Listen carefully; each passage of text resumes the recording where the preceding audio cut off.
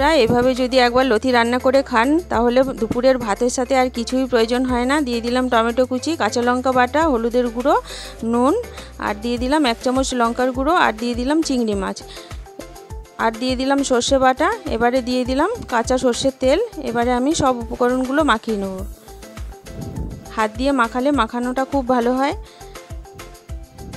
এবারে দিয়ে দিলাম সেদ্ধ করা লতিগুলো দিয়ে আমি আরেকটু ভালো করে মাখিয়ে নেব।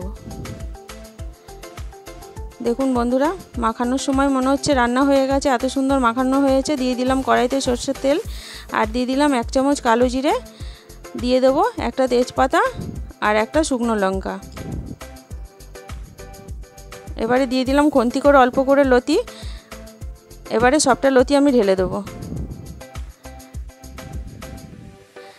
এভাবে নেড়ে দিতে হবে, আস্তে আস্তে নাড়তে হবে, যেহেতু লতিটা সেদ্ধ করা, যাতে ভেঙে না যায়।